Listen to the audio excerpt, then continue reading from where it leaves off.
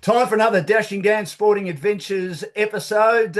Great to be involved in these podcasts on Spotify and all the various social media platforms. And we're here for KISS Professional Solutions. www.kissps.com.au is the website, or the phone number 1300 KISS PS 547777. They're the largest independent provider of copiers and printers in Victoria, and they have offices in Melbourne, Sydney, Gippsland, Shepparton and Albury, and their Albury office caters for businesses in Wagga. They offer business phone systems, NBN services, CCTV and security systems. Now, the AFL season is not far away. Like last year, it's starting early with the opening round, March the 6th. Can you believe that? A lot of cricket competitions will still be going, whether they're at top level or just at club level.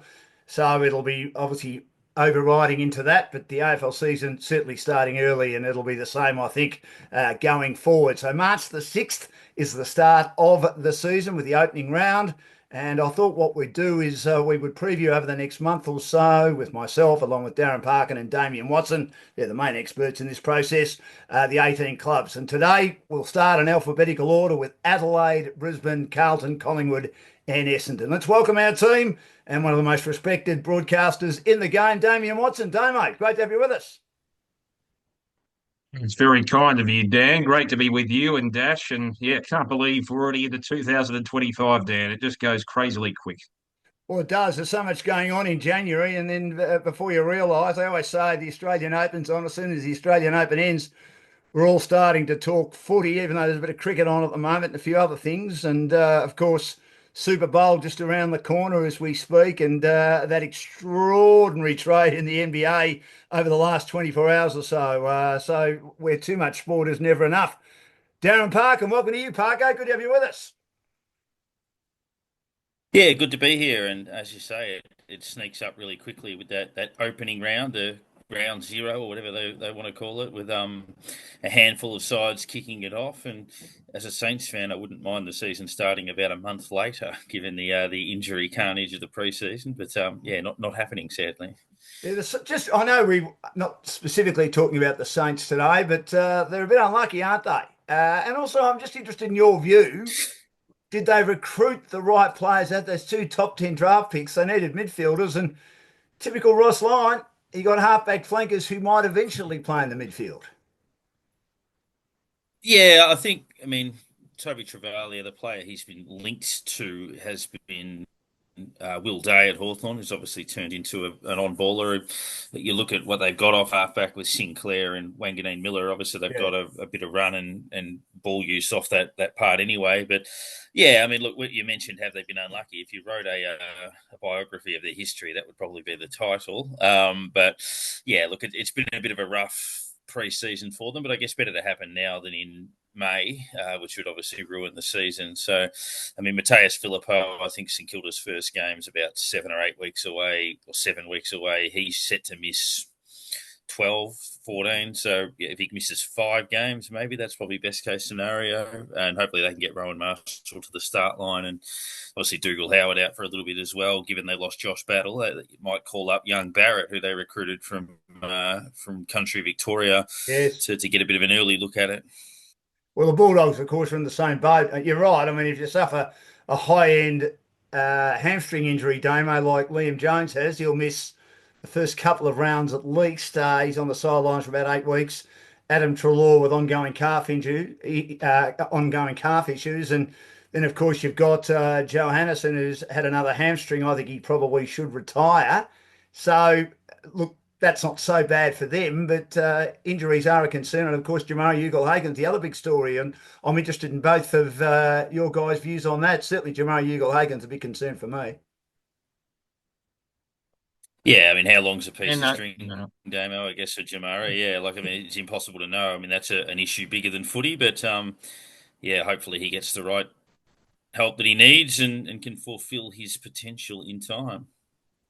I was just going to say, Dan, in relation to whether there's too much football or it starts too early now. I know that's been talked about with the spate of injuries that we've had because players are getting ready for an early March start. But my argument would be, and maybe you can correct me if I'm wrong, but, you know, we used to have And I know this home and away season used to start later back in the day, but we used to have a full-blown pre-season competition where a lot of clubs took it seriously once upon a time, where it lasted for, 5 or 6 weeks during February and March. And that was actual match type intensity as opposed to training. So is there much, I guess, credence to that argument?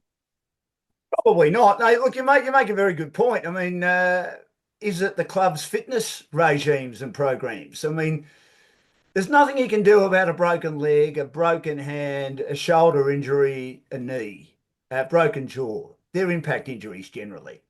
But when players constantly get calf injuries, and that's been Adam Treloar's weak suit, if you like, outstanding year last year, but he always gets these soft tissue injuries, and Liam Jones has got a hammy, and other players are getting hamstrings, etc. When they're happening in the pre-season, I think, boys, you've got to look at the fitness staff as to why that is happening and so early in the season. Does it have anything to do with the training programs that the players were given? And they're given all these big training programs now. That's why they get so much time off, and they're expected to go and do them and then come back. And is it too much for them with the loads that they're given once they return to full training at the club?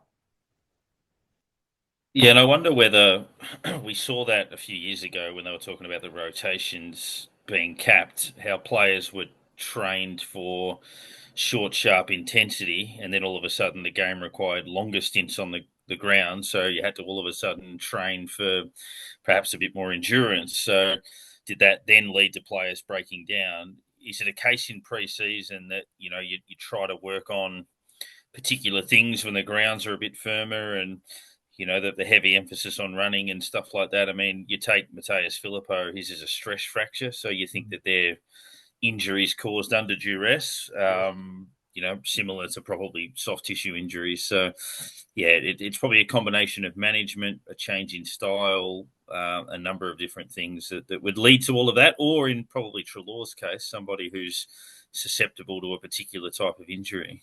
Well, he's had one calf, just getting back from that. Now he's had the other calf.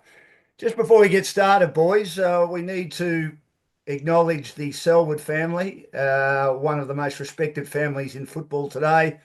The sad passing of Troy Selwood, the twin brother to Adam, who played over 70 games for the Brisbane Lions and had a fine involvement off the field, or he did play in a premiership for the Geelong VFL side, and then was involved in a number of coaching and football operational roles at the Geelong Football Club, has passed away suddenly. So our sympathies to Bryce, Marie and Adam, along with Scott and Joel and their families, their extended families, and Troy's family as well. Very sad loss at the age of 40.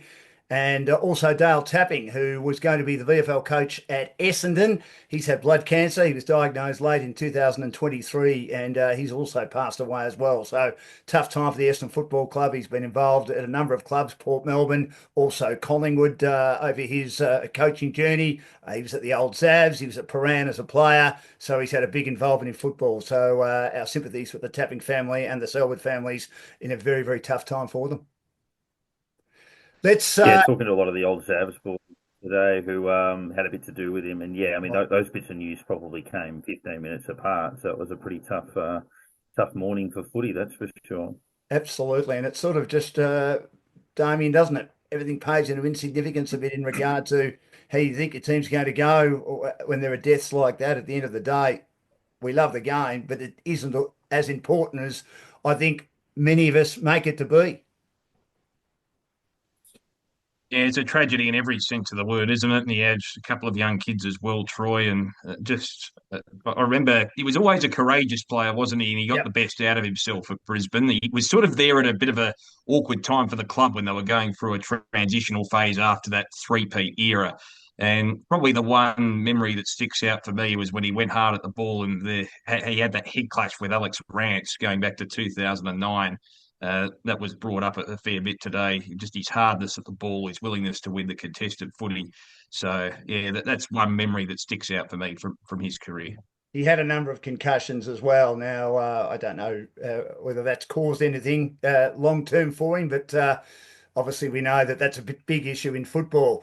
We're here for KISS Professional Solutions, John McEncrow and the team, and they're the largest independent providers of copiers and printers in Victoria for Dashing Dan's sporting adventures, and we're previewing the AFL season. We're going in alphabetical order, guys. Let's start with the Adelaide Crows. For me, the biggest disappointments of 2024, but they've gone out and recruited some good players. Alex Neil-Bullen will be a very handy asset, whether he play in the midfield or as half forward or as a lockdown, maybe forward against some of the running defenders he's come across from Melbourne. Good pickup will be Isaac Cumming if he can get fit at half back from GWS, and James Peatling as a midfielder. A number of clubs were keen on him and the Crows got him. Although for me, Dash and Damo, I'm still concerned about the lack of quality defenders that the Crows have. Their forward line looks good, but really, this is the year for Matthew Nicks. If they don't have a good year and make the finals, I think it's bye-bye Nixie.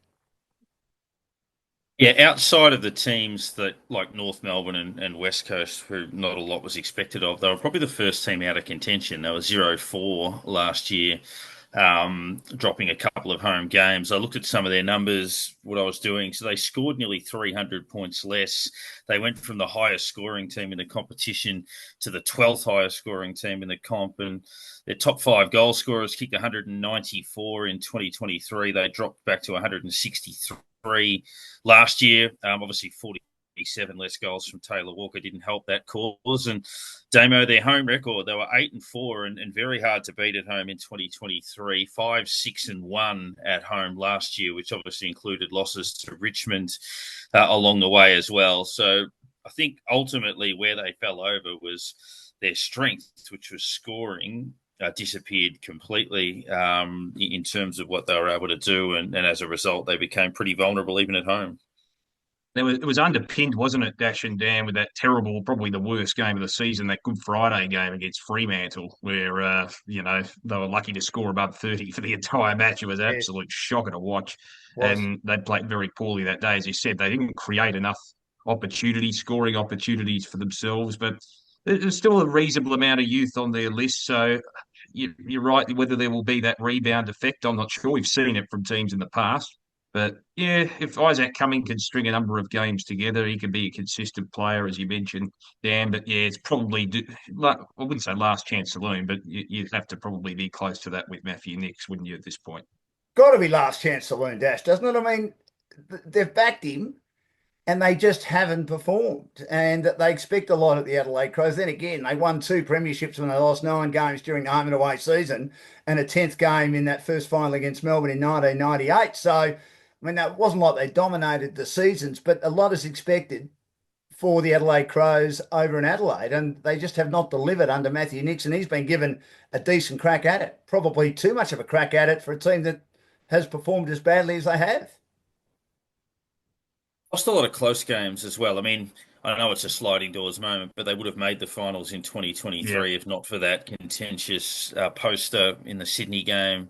They would have taken Sydney's spot in the 8 had that have gone a different way. And then obviously to have the year that they did, as you say, it was probably them and St Kilda for a lot of the year that were the biggest disappointments last season. The Saints obviously got on a bit of a run late, which meant that Adelaide probably took that mantle clearly, but yeah, the close games they lose. I mean, the year before they lost to Collingwood by 1 point and 4. I think they lost to Collingwood by 3 this year, Essendon by 5. But they had some smatterings of good performances. They beat Carlton at Marvel. They beat Essendon at Marvel. They belted Port in the first of the showdowns. So they had some displays of the draw with Brisbane, who went on to win the flag. There were a couple of commendable performances in there. Yeah, quite convincingly as well. So, but yeah, they at the end of the day, obviously, they just weren't quite up to it. We saw at the end of the year when some other finals teams like Hawthorn got hold of them and a few others that they were not quite at the level. So, Damo, will they make the 8 or will they miss out? And as I say, if they miss out, I think Matthew Nicks is gone, even if they just miss out. Yeah, I think they're teetering. I back them to maybe sneak into the 8. I think if they just need things to go their way, ensure they have a relatively healthy list, and I think that's what it's predicated on. And I think they can work with some decent form and get on a bit of a run. So I think I'm sure they're hoping, a lot of the supporters, that it was just an aberration of sorts last year. I think they do have the talent and maybe a bit of youth on their side to rebound. So I'll back them in to just sneak into the 8. I've got them in contention. I think all 3 of their ins helped them. Yeah, I was going to say, I think all 3 of their ins helped them, particularly in their midfield. I think put that on top of Saligo, who had a good year in the middle last year. Josh Rashali's interesting. Those headlines at the end of the season around him were somewhat bizarre, but we'll see where he does end up. But yeah, I think Adelaide, they've got to win 3/4 of their home games. That would mean they only need to win 3 or 4 on the road to get to the necessary 13 to make the finals. But yeah, they're just in or just out. And yeah, I think that determines Matthew Nix's future. Well, Isaac Rankin, if he can have a full season, and when he was playing, he was fantastic. I don't know what they're expecting from Tex Walker. What are you guys expecting from him? Career best year in 2023, back to reality, I guess, in 2024. I think if he could kick 2 goals a game, have a 40-goal season, that would be a pretty good result. But I think, he's not going to play every game, but they certainly need the likes of the depth that they have through that forward line to come through, like players that we mentioned, like Rashali and those sorts of guys, to really step up for them. Well, they need Tilthorpe too. And don't forget, there's the Riley Philthorpe factor as well. Yeah, as well. Yeah. And Darcy Fogarty, to me, was a kick and mark player when he first started. There was no defensive side to his game, but I think he's improved that. And we know that he can be a match winner. He destroyed the Bulldogs virtually on his own, and that, I thought, almost their best win of the season late in the year. So he's certainly a talented player. I just worry a little bit about their lack of height in defence. They don't really have quality key defenders. But Butts is a solid player. Murray's a solid player. Hinge is a solid player. And McElhenney is getting better, but he's still very young. They just, to me, need a little bit more height in defence. Cumming is sort of an in-between size. So that worries me a bit if tall forwards get hold of them. But look, I think they're in contention, but it's very hard to squeeze in who misses out. But Adelaide is one team that should be thereabouts. The reigning premiers, Brisbane Lions. What do you think, boys? They've lost Joe Danaher. Who's going to replace him? Are they going to change the way they play on their forward line and be a bit smaller? Because we know if you're relying on Eric Hipwood every week, I think you're in a bit of trouble. But they've got every other area covered. They get to Levi Ashcroft, who they think might be as good as his brother Will. If he is, look out. He was outstanding in the grand final, as we know. They'll get Gardner back. They'll get Duday back. They'll get McCarthy back. 3 pretty handy players who all, of course, did their knees. We haven't seen Duday in Brisbane Lions colours yet. I think they're going to be very, very hard to beat. But it needs to be mentioned too that their form was good last year, but it took until the last game of the season, in my humble opinion anyway, for them to produce their best form, Damo. They found form at the right time, didn't they? Yeah. And they came back from the dead against GWS, where it probably will go down as one of the more underrated finals victories of all time, I reckon, simply because of the 2 teams that were playing. They don't have massive supporter bases, but they looked gone. They were gone for all money halfway through the 3rd term. I do think, and I know people would disagree with me on this, there's still a lot of work for Eric Hipwood to do in regards to his accuracy, but I think he has improved if you watched him closely compared to where he was a few years ago. So if he continues on that trajectory and they emphasise that responsibility on him and he latches onto it, you never know.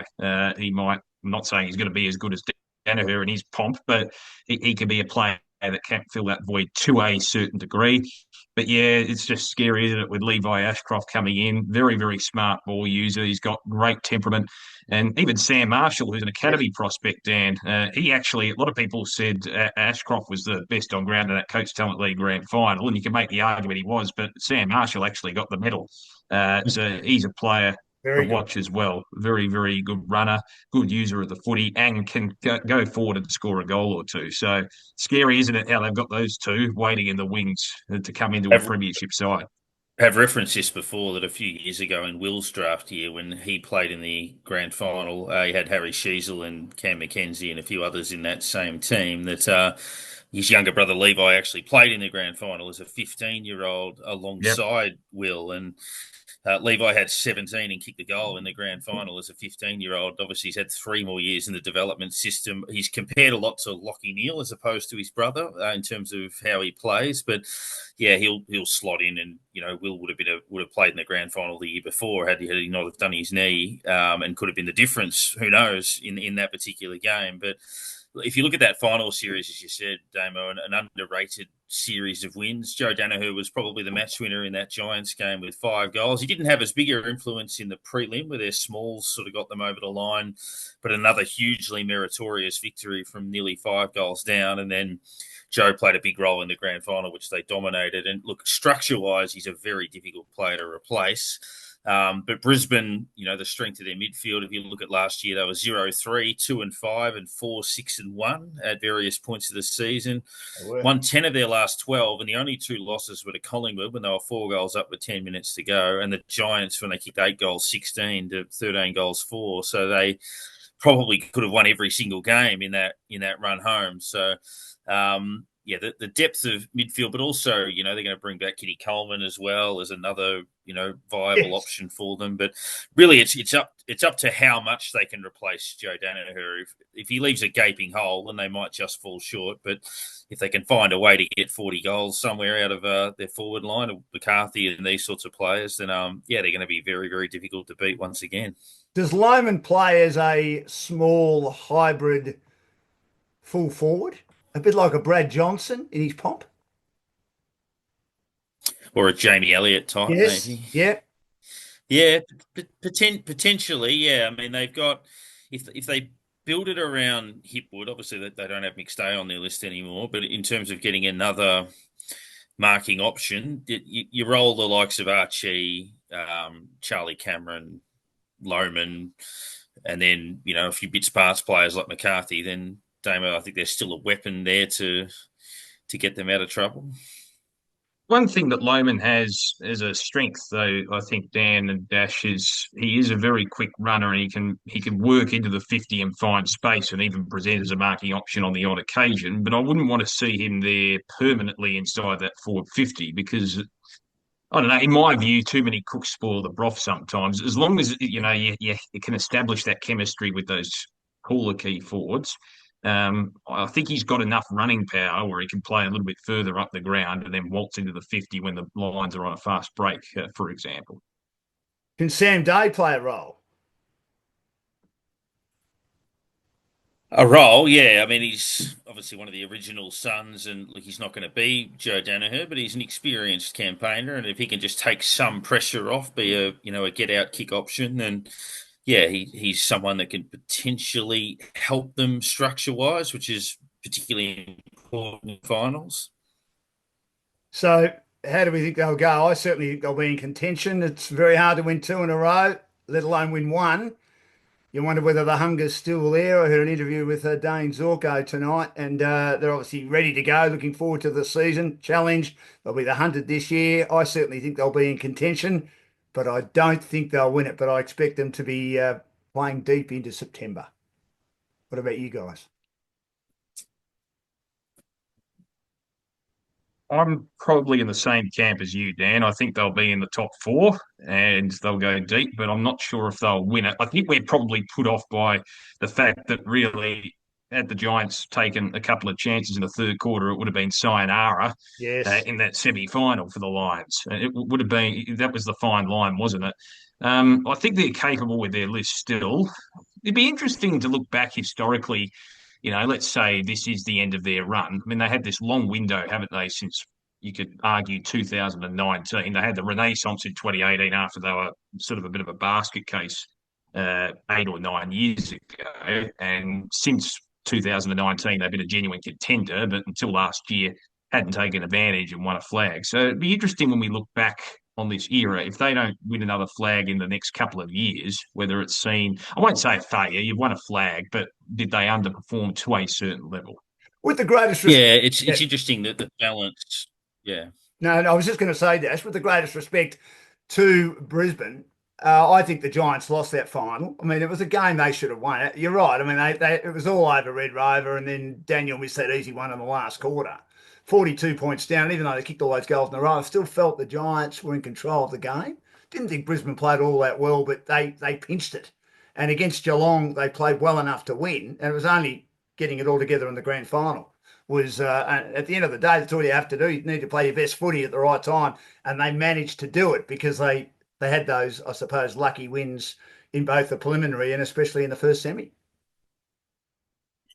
And this is not disparaging to anyone, but it was a particularly even season. So, I mean, the year before, it felt like for the entirety of the year that Collingwood were probably the best team in the comp. I know in the finals they were pushed by everyone they played. They won all of their finals by single-digit margins, but they looked all year to be the best side. I mean, this year, Sydney was setting the pace, or last year, rather, Sydney was setting the pace early, but they looked like they had a few vulnerabilities, and obviously towards the end of the year that was demonstrated. Brisbane in the second half of the year were clearly the best side in it, but the Giants and the Cats and a few others would feel like they missed some opportunities, Port Adelaide and a couple of others. So it was an even enough season, which is why I still think Brisbane are firmly in the mix. I mean, you look at the improvement that might come from, say, a Hawthorn that everybody expects, or did Collingwood bounce back, or what about Melbourne, and all of these questions on so many teams. But I think it's an even enough comp that they're going to be very firmly in the frame. And, it reminds me a bit of, say, when Sydney won the flag in 2005, where, you've survived a couple of scares, you become almost invincible. And it kind of felt a bit that way for them. And, Port Adelaide, when they finally got their flag in 2004, after being up for a little while, it all fell away for them in the next couple of years. And then they had that ill-fated attempt in 2007. But, that's the thing for Brisbane. The hunger looked like it really drove them through the finals. So have they got that still now that they've got their prize? We're here previewing the AFL season. My name's Dan Lonergan for Dashing Dan Sporting Adventures with Damian Watson and Darren Parkin. And we thank KISS Professional Solutions for sponsoring the program. And you can get them on 1300 KISS 547777, or their website's www.kissps.com.au. They're based in Carrum Downs. They take pride in going the extra mile for their customers, aiming to retain them for life. And they've got offices in Melbourne, Sydney, Gippsland, Shepparton and Albury. And they also cater for businesses in Wagga, especially from their Albury office. Righto, to the Navy Blues. Carlton now. Are we being harsh by saying, Damian, your team, were they a one-man band with Patrick Cripps picking up an amazing 45 votes to win the Brownlow? Without him, are they going to struggle? They've obviously got Wiedering, who's a great defender. They've got the two key forwards in Mackay and also Curnow. And when they brought the conning on in the second half of the final against Brisbane, the damage was already done. They played a lot better. They've got a great list. They should be doing better than they are, though, shouldn't they? Yeah, I would say so with the list that they have. I don't want to use injuries as an excuse, but they were ravaged in the back half. They were 11-4, weren't they, in the mid part of the season, looking like they were going to play Essendon in the grand final, according to some Dan. That didn't come to fruition. And then they slipped to 13-10. So, yeah, I mean, I think the list is still capable. I'm a bit of a pessimist, as most people are about their team. It's just human nature. So I just don't see them winning it, but they have the capability to win it. And that can be a little bit frustrating, I guess, from a supporting point of view. But they have a very good sound defence when they're all on the park. I don't think they're as reliant on Patrick Cripps, despite what he produced, obviously, with, as you mentioned, all of those votes in the Brownlow. And he's still a very integral player. I don't think they're as reliant on him in the engine room as they were a few years back. I think we can't underestimate, and I know, hopefully Sam Walsh, from a Carlton point of view, remains healthy for much of the year, because we know how integral he is in the midfield. He's an absolute barometer, not only with his ball use, but just his general accumulation. He just gets things started for the Blues. And we do know that the vast majority of games are won in the midfield. They do have a sound defence, as I mentioned. The forward line, it'll be interesting to see whether Jesse Motlop can, and I know he missed the first half of the season for a variety of reasons last year, whether he can be someone, we've seen little glimpses of him, but whether he can be someone that can play on a consistent basis throughout the year and be that live wire up forward. I just think that'll be interesting if he can get things together. But the Blues, I think, they will improve upon last season. Maybe they'll push for top four. I just don't see a flag, that's all. Maybe it's just a pessimist in me. Parko, I thought they were... Yeah, I think if you... I was just going to say, I thought they were too reliant on Cripps last year. I think Jagger Smith will help them. And as Damian said, I think Walsh needs to be fit, but I'm not sure how fit he is. And they've got to get Chera fit as well. I mean, they've got all the pieces to the puzzle. Nick Newman's a massive loss. People underestimate how good a player he is. He's gone for the year with that knee injury. But to me...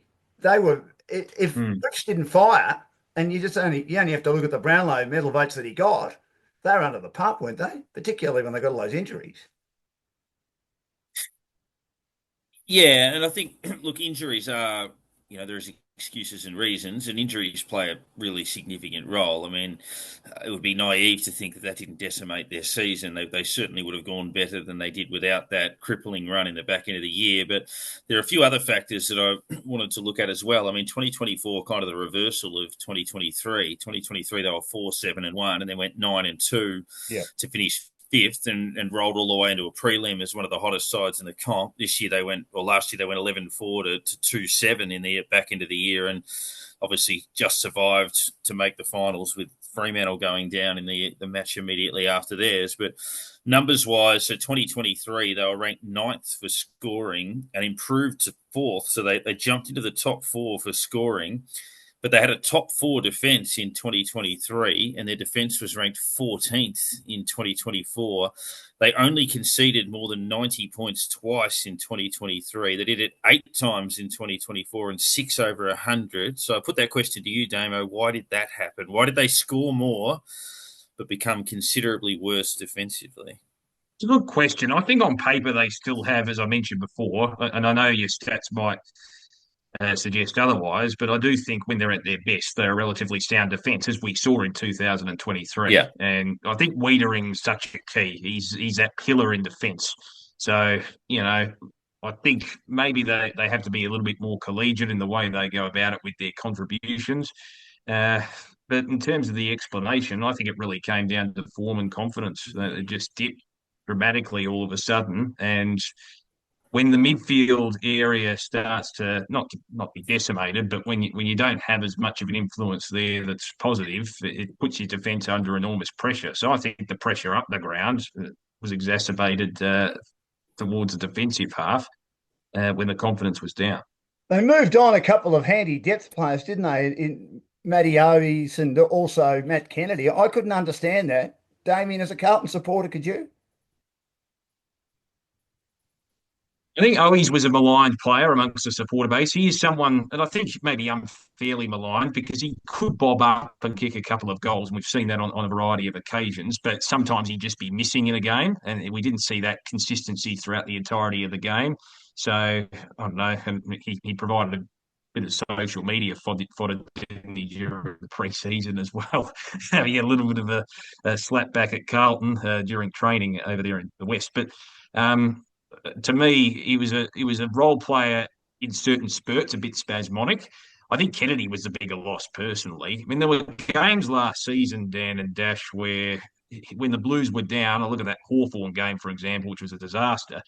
He was probably the only one really that stood up in those last 3 quarters of that game when things were down, and he always gave his all. So to me, just in terms of his on-field contribution, what he did for the rest of the team, confidence-wise, and he was a handy ball user as well. I personally thought that was a bigger loss, Dash, but I'm not sure if you would agree. Yeah, no, I do. I mean, obviously, small forwards can be hard to find, but they've recruited, in that space and have a few other options on their list. Yeah, I thought Kennedy was always quite handy, good size for a mid. You look at him and Blake Acres, good runners and those sorts of things. So, yeah, a good pickup for your mob, Dan. But, Yes.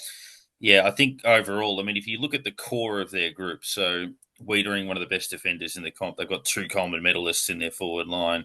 Midfield with not just Cripps, but Walsh and Chera and some of those other guys.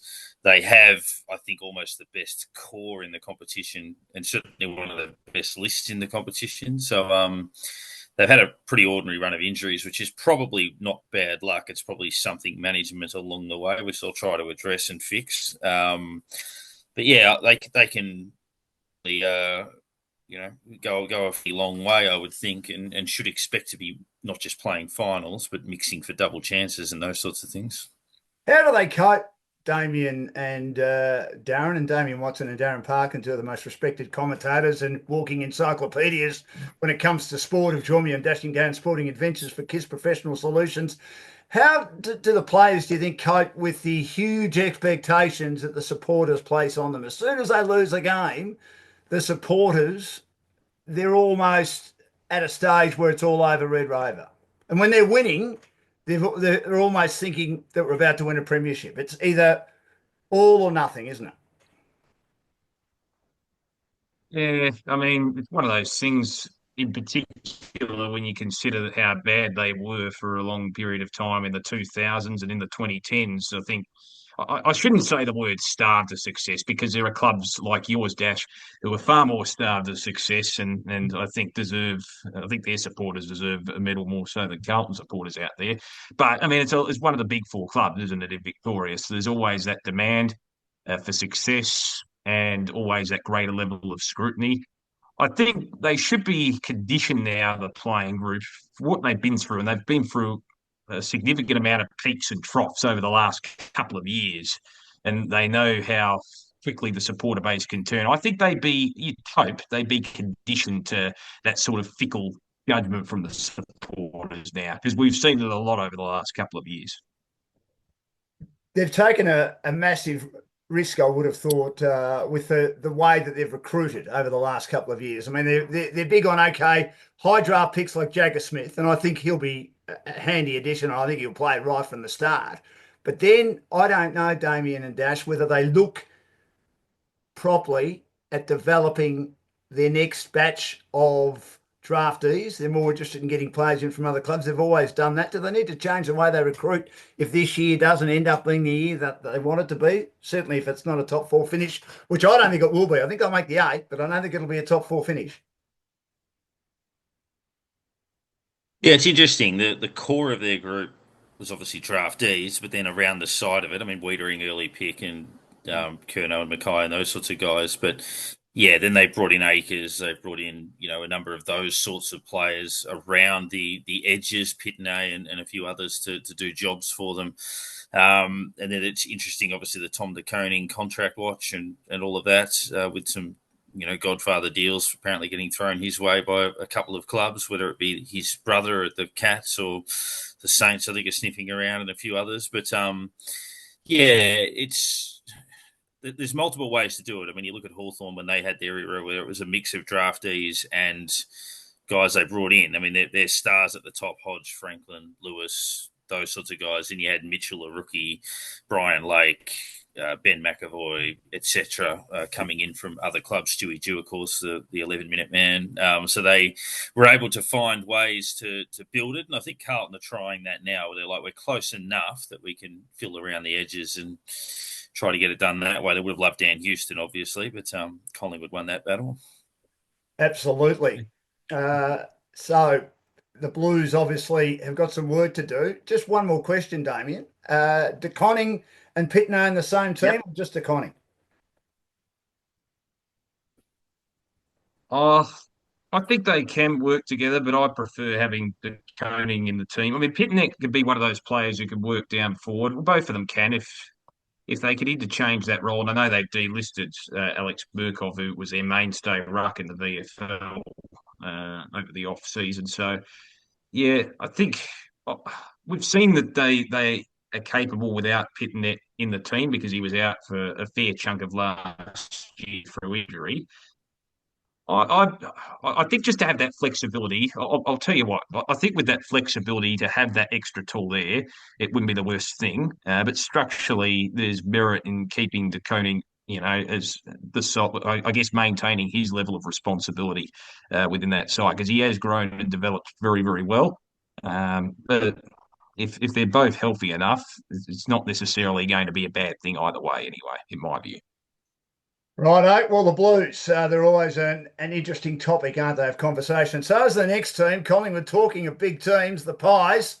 It's all chips in to try and win another premiership, Collingwood. Craig McRae wanted players, not draft picks. And I've spoken to a few Collingwood supporters, and they're only interested in players, not draft picks. They say it takes too long to develop your draft picks, but I still think you need to have depth. I mean, I'm worried about Collingwood guys if they don't have some success, such as the ultimate, or at least make a grand final or finish top 4 this year, with so many players over 30 and coming to the end of their careers. I mean, how do you think they'll go this year, Dash? Yeah, it's the question we've probably asked it the last couple of years, and they keep hanging on. I mean, Pendlebury, Sidebottom, Howe, Mason Cox to a lesser extent, and a lot of those guys that are still really important to what they're doing. Jamie Elliott, Will Hoskin Elliott, and a few of those sorts of guys within that group. And obviously the Dacos brother's still pretty young and can, build around that. As you say, they've topped up with Houston in last year, like your Schultz and these sorts of guys. For them, if you look at their list overall, I still think it's capable. And if you look at what happened year to year on that comparison, so they're about 3 goals a game worse off, so about a goal a game less in scoring and about 2 goals a game worse defensively, but that saw them drop from obviously the best side in the competition to missing the finals altogether, and dropping about 25% on the table. Their season was unusual, dropped the first 3, and then they went on a run where they didn't lose for about 8 weeks. So they had 2 draws in there, the Freo game when they were about 5 goals up, and the Essendon game where Langford could have beaten them late with a pretty gettable shot. And then I think it might have been Elliott or De Goey dropped a mark inside 50 late in the piece. So that could have gone either way. The Freo one would annoy them more than the Essendon one.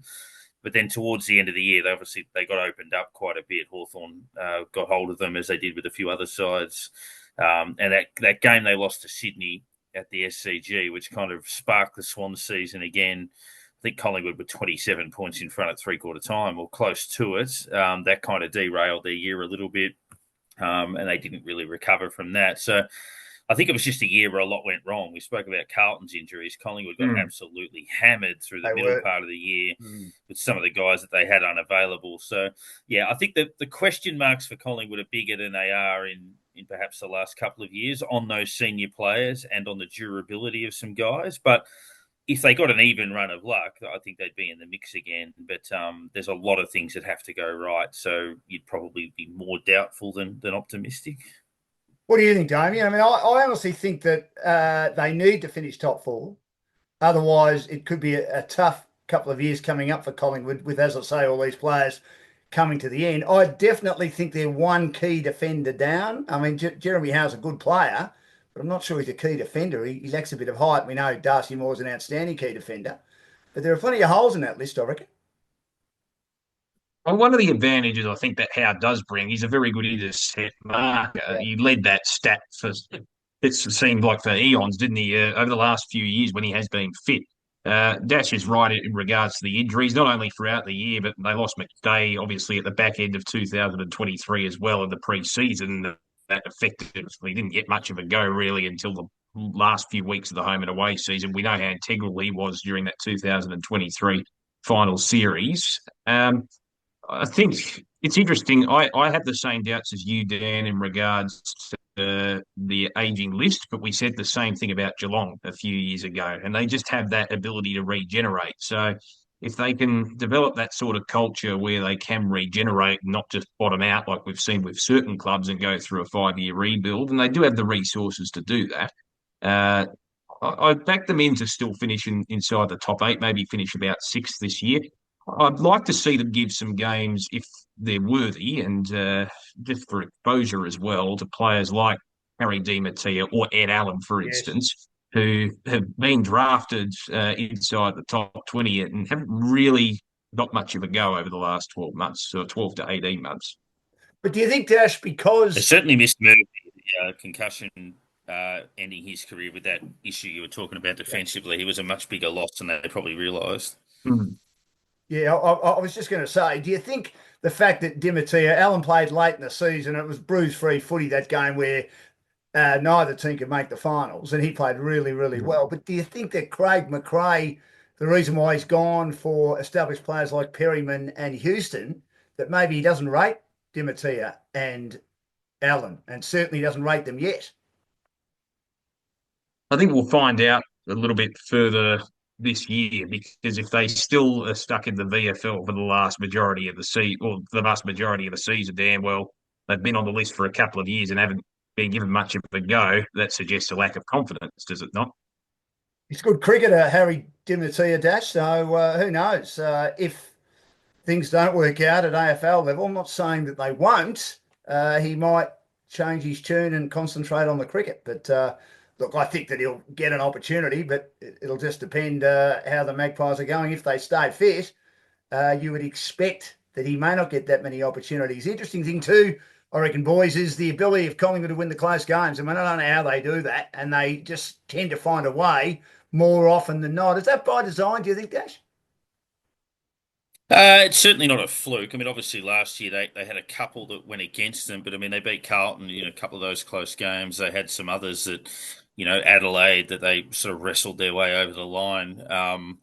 But obviously a couple of those draws would have annoyed them, and that Sydney game as well. So that spark a little bit kind of went out of them, but yeah, it's not a fluke. I mean, obviously they put themselves in that position where, I mean, the year before and even the year before that, when they made the prelim in 22, it was just clutch moments. I mean, they kicked just from a basic mechanical point of view, they always kick the clutch goals. They have players that just don't miss in those situations. They pick the right options. The right players stand up. The right players get the ball. I mean, if you look at some of those match-winning moments they had, Jamie Elliott from the boundary, not just in that one game against Essendon, but also against the Port Adelaide, I think it was, in that same season. Still side bottom against the Crows, and those, even the grand final, just those clutch moments to go out of the middle. And the likes. Correct. So, it's just the ability of certain players to seize the moment. I don't think there's a lot more science to it than that. They're just a very clutch team. And how much better, Damo, can Nick Dacos get? Or are we being a bit greedy to think he can get much better? No, I think you can. I mean, we always see players mature over time, just like any human being, Dan and Dash. When you mature, you learn from your experiences. And I think if he lifts, he still has a capacity, I think, still to lift his work rate as good as it is already. He can be an absolute star over the next 4 or 5 years, provided he's healthy and doesn't get injured. I think it's quite remarkable. I think as much hype as he gets, I think we probably don't appreciate how much he's achieved already for a player that's just come in and taken the competition and the intensity of AFL footy by the scruff of the neck. Just a master accumulator and makes it look so easy. And, a lot of players, vast majority of people in general that come into the AFL, they need a few years to get used to the pace of the game. We're sort of seeing that with Harley Reid at the moment. We see glimpses of what he's capable of, but we don't necessarily see him running out games in the way that Dacos has in the first few years of his career. So it's quite remarkable in my view. And we probably, as I said, even though he's a Dacos and he's got a lot of fans behind him because he plays for Collingwood, I don't think we appreciate how good he has been for such a young player. So top 4, boys, for the Pies? Possibly. I don't think it's a lock by any means. I think they're certainly a finals capable team, but similar to what I said with Brisbane, it's an even enough season that they could win 11 games or they could win 17. So, I think the range is 9-2 potentially for Collingwood on the ladder. I'll go with around 6th position, Dan. Yeah, I think they can make top 4, but there's a caveat on that they need to stay fit, and I still worry about the lack of height down back. But we'll see how we go, and I expect them again to win a number of close games. But if things don't go well and they get a lot of injuries and the depth's exposed, it could all fall away very, very quickly. This is Dashing Down Sporting Adventures. We're previewing the AFL season. This is part 1 today. We're here with Darren, Parkin and Damian Watson. We'll be here for the next few weeks as we get through the 18 clubs in alphabetical order. And it's thanks to KISS Professional Solutions, the largest independent provider of copiers and printers in Victoria. Whatever your office technology needs may be, they're here to provide sound advice, competitive pricing, and unparalleled customer support. The last club for part 1, I'm calling them the Vanilla team. They're expecting a good year this year. Essendon. I've looked at their list. They've lost Jake Kelly, retired. They've lost Jake Stringer to GWS. Nick Hine has been delisted. Probably their biggest pickup is Kako. I'm not convinced about the Bombers. I don't think, even though there's a little bit of talent there, that they can make the 8. And there has to be pressure then on Brad Scott if they don't make the 8. And, of course, those restless Essendon supporters, as it'll go into another year where they haven't won a final. What do you think, boys? Yeah, looking at the last 2 years, almost a direct mirror image of each other. So 2023, they were 8-5, then went 3-7 and missed the finals. 2024, 8-2-1, then went 3-9 and missed the finals. In 2023, They had the 4th worst percentage in the AFL, which is usually a bit of an indication as to where teams are at. And the only teams worse than them were Hawthorn, North Melbourne and the Eagles, who were all bottom 4 sides in that particular season. And the 4th worst team defensively. 2024, 4th worst percentage in the competition. The 3 sides worse than them were Richmond, North Melbourne and West Coast, who were all bottom 4 sides. And they were the 4th worst side defensively. They ended 2023 with losses of 77, 41, 126 and 70.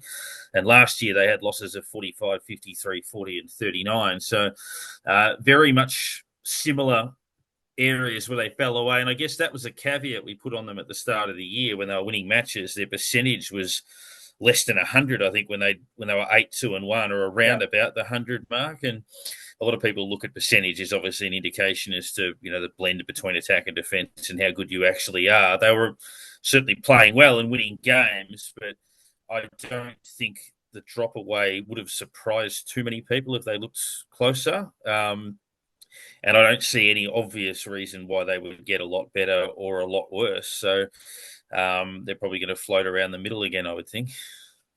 And what does that mean, Damian? Yeah. If they're floating around the middle in regard to the future of Brad Scott and David Barham, because the pressure's on him. Paul Weston, former dual premiership player, has been making some noise about trying to get a group together. That sort of dropped off pretty quickly. As quickly as he made comments, it sort of didn't continue too much after a couple of weeks. But I would have thought that David Barham, as president, would be under some pressure, as well as Brad Scott as coach, if they don't have a good year. And I just can't see it with the list they've got.